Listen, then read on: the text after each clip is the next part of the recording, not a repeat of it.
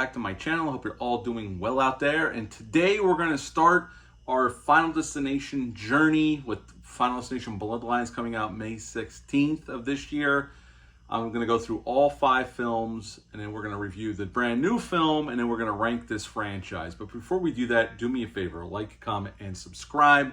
Join me here. I greatly would appreciate that. Also, as always, a shameless plug for my TeePublic store. I'll leave a link for that one in the description box below. And yes, today we're going to start our journey in a Final Destination franchise with the original Final Destination. I got this 4-pack Blu-ray with the first 4 films. I don't own the 5th one, but I do believe it's streaming on HBO Max right now. And I'm going to go through all of them, but we're going to start off with the OG, the original Final Destination. I just had a movie night, me and Dale _A from the Bat and Spider podcast. Give those guys a shout out. They're about to do their 250th episode. Go over and show them some love. Go over and subscribe to their podcast at Apple Podcasts and Spotify. Those guys are awesome. We have a movie night. We try to have it once a month. And he had actually never seen Final Destination, so we watched it last night. And I'm going to review it now because we got to start this journey because May 16th is coming pretty damn fast. The original Final Destination came out March 7th of 2000. It's rated R. It's an hour and 38 minutes long. Had a budget of $23 million, and upon release, it made 53 in America and 112 worldwide, which kicked off the franchise. It's still going to this day because we're getting a brand new one, which I'm excited about. I've always, for more or less, I've enjoyed this franchise. We're going to go through each one and see how they hold up. This film was directed by James Wong, and it was written by Jeffrey Reddick, James Wong, and Glenn Morgan. Glenn Morgan and James Wong worked on the X-Files series. And this movie was originally an idea or a concept for an X-Files episode. And then they expanded on, obviously, and we got a movie out of it and a whole franchise out of it. In this film, we got Devon Sawa as Alex. He is our main lead here. Ali Lauder is in this film as Claire Rivers, yes, that's her name. Kerr Smith, still in Dawson's Creek at the time, plays Carter. We got Sean William Scott coming off American Pie, playing Billy Hitchcock here, and that is a nod to Hitchcock. There's a bunch of characters' names here as references to directors. Tony Todd plays Bloodworth or the Mortician. He's also going to be in Final Destination Bloodlines, from what I understand. And Daniel Roebuck is in this film as an FBI agent. He's been in a ton of films from The Fugitive, U.S. Marshals, Terrifier 3, tons of movies. Guys, a huge list of credits to his name. Now, Final Destination, if you've seen this one, basically death is our killer in these movies. And we get to see death's design on how you're supposed to die. At the beginning of this film, Alex and his school classmates are going to France for a week. They're about to get on this plane. Alex sees the plane blow up. He wakes up, and things start happening in the same order that happened in his dreams, leading him to believe it's really going to happen. And he freaks out on the plane. Him and some of his classmates get kicked off the plane because obviously somebody's screaming about the plane blowing up, which would unsettle a lot of folks. So they get kicked off, and as they're in the terminal watching the plane take off, the plane really does blow up. And now we're into our movie. And pretty much, Alex and his friends have to figure out a way to cheat death. When they cheated death already, Alex prevented their deaths. They're all supposed to die in that plane. And it's cool to see how death decides to come for each character and how it's set up. And there's a lot of misdirects on how the death is going to happen. And so it's very cool what they did here. Very, very creative, I always thought.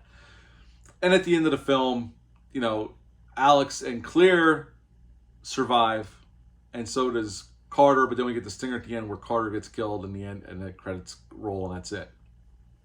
So what to like about this film? I think it's pretty damn good directed by James Wong. He would come back to direct part 3 as well, which we'll get to. I think it's pretty smartly written. Now, there's some parts that get a little cheesy, but that's okay. That's okay. For the most part, it's very taken seriously. There's some comedy in there from just character interactions. And I think the deaths are set up really, really well, and they do pay off in a lot of aspects, especially Sean William Scott's death. The beginning, I remember when I saw it in that opening weekend when this came out, it was a packed theater and that plane blew up. I remember the crowd was kind of shocked by that. The deaths really do work, and I've seen this film many times over the years, and I think it still holds up pretty well. I mean, for a movie that's 25 years old and we're still getting them, I think the original still holds up pretty well.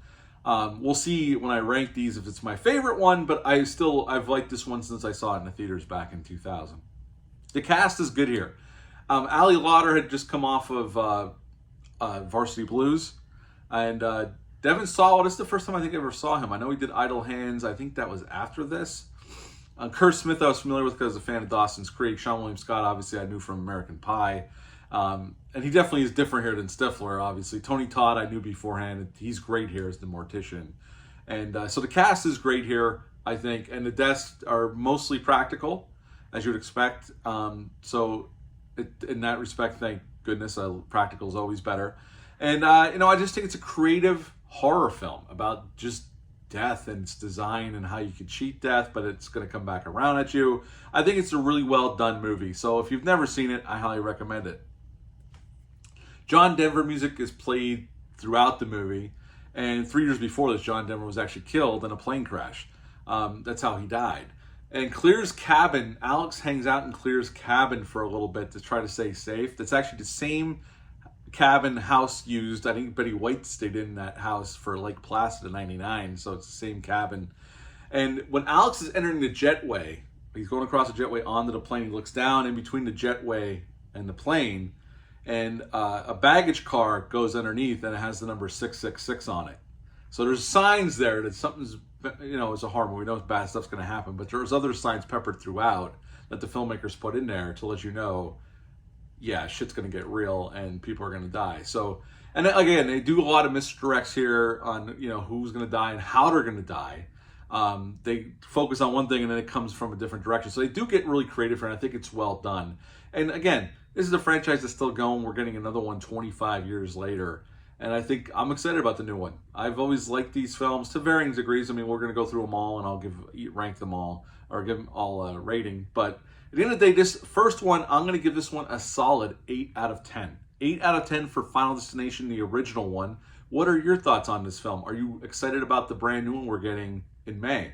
Leave a comment down below. Let me know. That's it for this one. But until next time, bye.